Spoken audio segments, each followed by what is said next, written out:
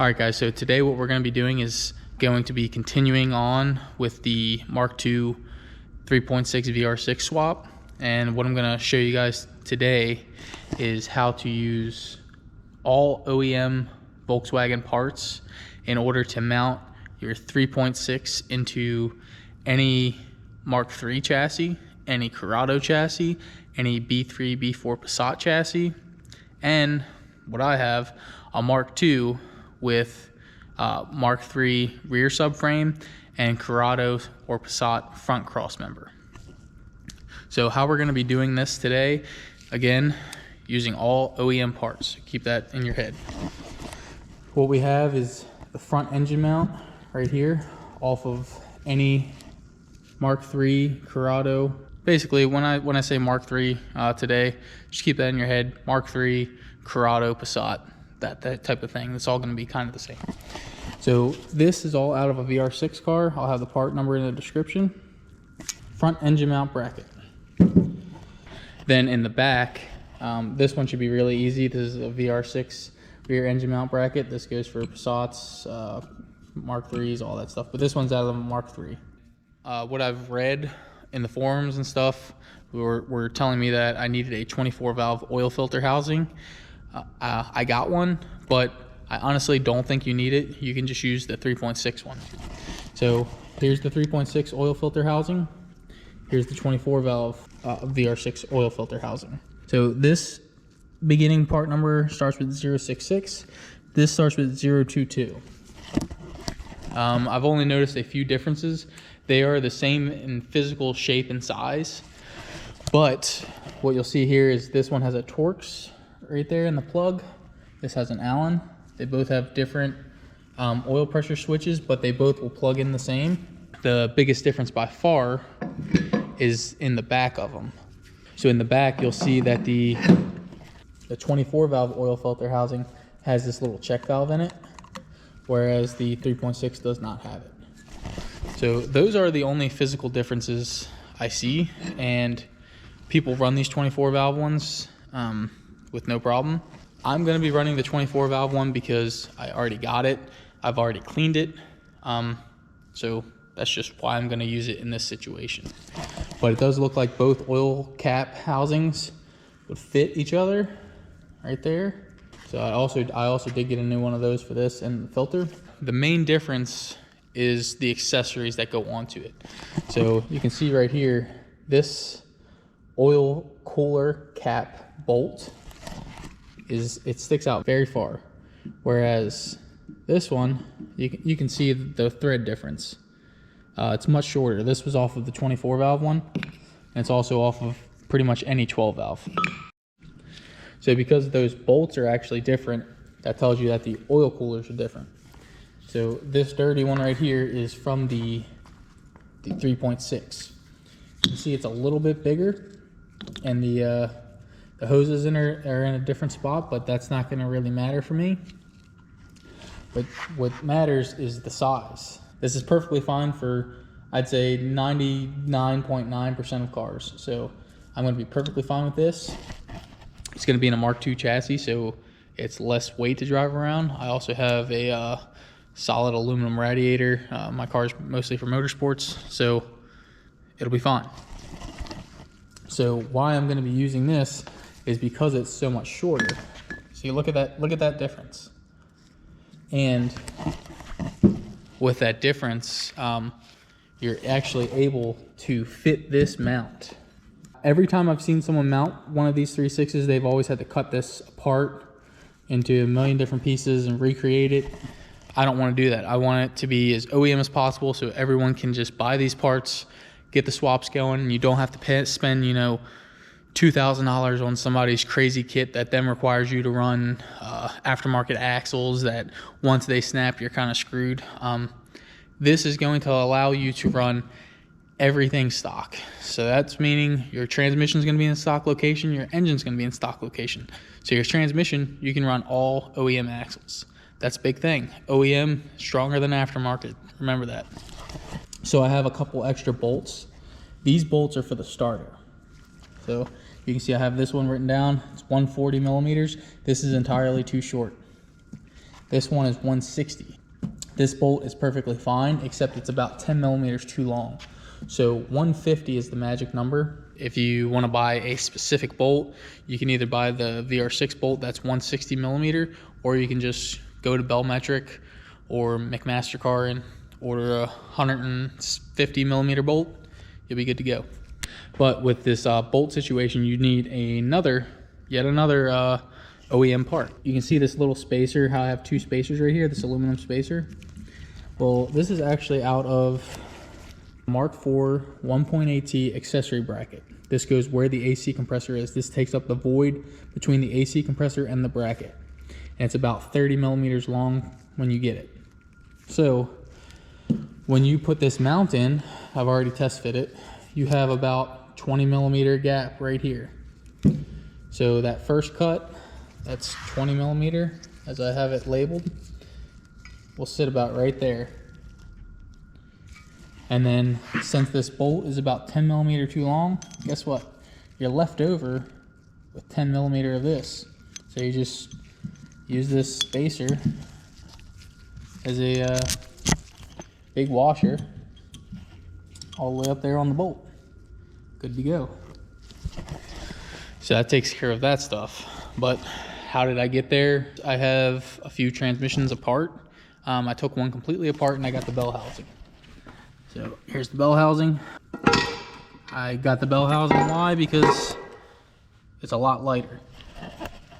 So I'm gonna bolt this bell housing to the 3.6 right there. And I'll show you guys how everything fits. You just have to remember that you need a vr6 starter. You can use this out of an O2A or an O2J. You won't need random mounting bolts. These are just random ones I have laying around. None of these will go to this, so don't be alarmed. But you have to make sure you have the correct thread pitch. So all of the engine and transmission bolts for Volkswagen are pretty much all gonna be M12 by 175. You can see this is like really coarse thread. It's really far apart.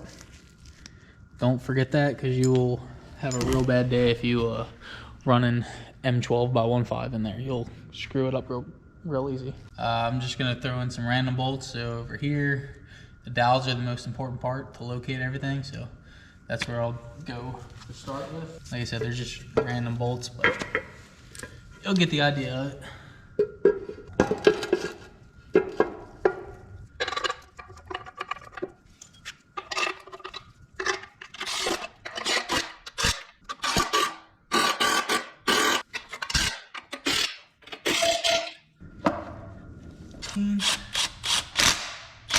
Throw on the oil filter housing. There's two little gaskets you gotta throw in here. Got those in, and you can see I'm leaving the Mark IV oil pressure switch in, and you can see it just plugs right in. Then you have these 3 triple square bolts. Now we got to move on to putting the oil cooler on when in the bracket. So first I'm just going to start with the regular 12 valve one. I'll show you guys that it will not clear. Set it right in here and do it loosely. Screw it right on. See with this setup, you can't even get this in place.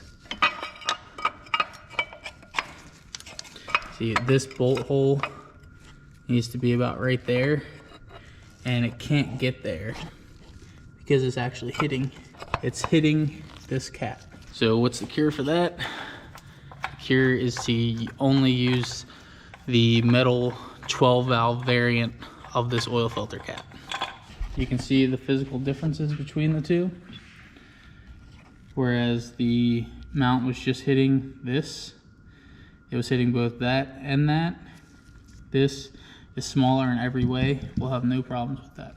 Since it's about to go on permanently, I'm just gonna take a little dry spray lube, spray the threads, spray the seals. Now, this is a 24 wrench, and these only get torqued to about like 20 foot-pounds. It's really light because this is hollow inside. Just pretend that was torqued to spec. This is another 10 mil by 1.5 bolt. It's gonna go through here into this side bolt right here. I have this M12 by 175 that's gonna go in down here, and it's gonna go through that bolt like that.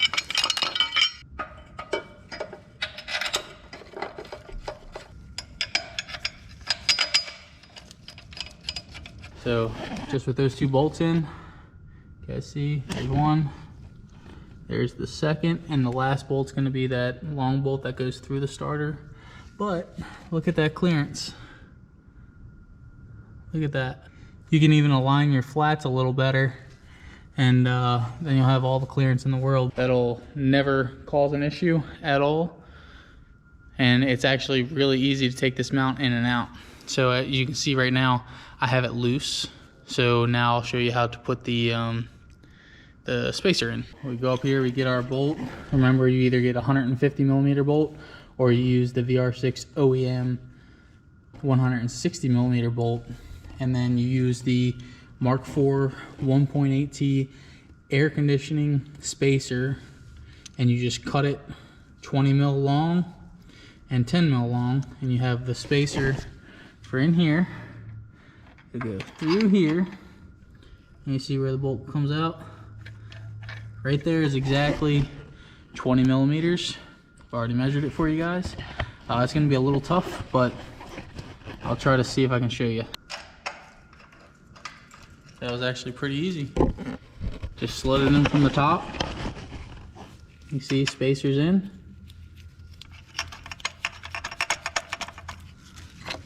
Put this light in a different spot for you guys.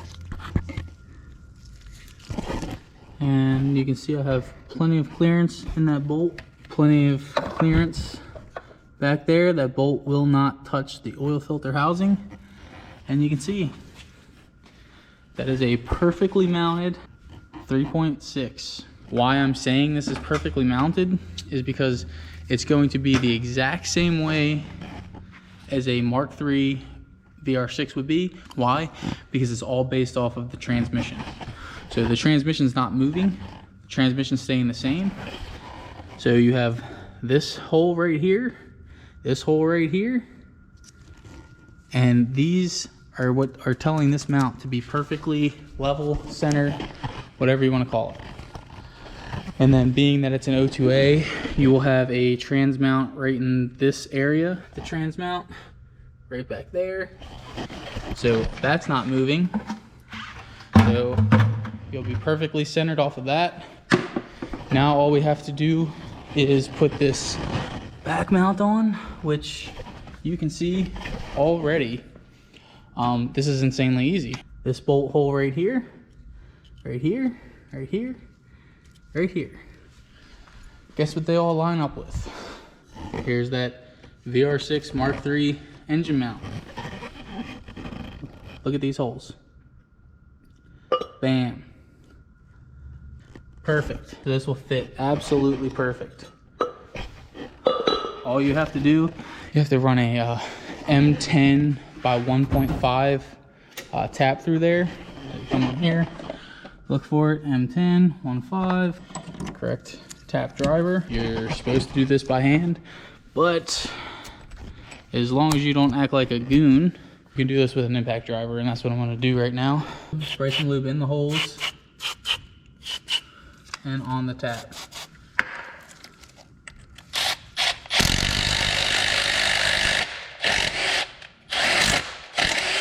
See, they're already tapped from the factory. You just have to clean them because they've never been used.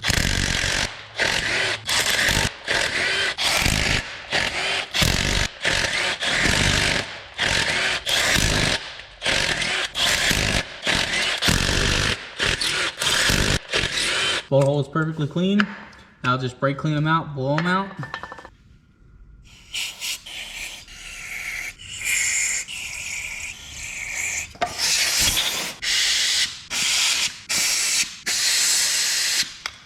So now guys, here's just a regular M10 by 1.5. Look at that. Thread holes are all cleaned out. Ready for a mount. Get it like semi on there for you guys. Another random bolt. And there you go guys. This is now a 3.6 vr6 ready to go into any Mark III Corrado Mark II swap. And again, this is all OEM parts. The only thing you might have trouble with is getting that starter bolt, which spend $10, buy a good bolt, not some Ace Hardware stuff. Put a link in the description for a Bellmetric bolt that will work. You want one that's flanged and coated. But look at that, guys. That is a 3.6 ready to go, ready to be installed. If you like this video, give me a thumbs up, do a comment, subscribe. Please hit the subscribe.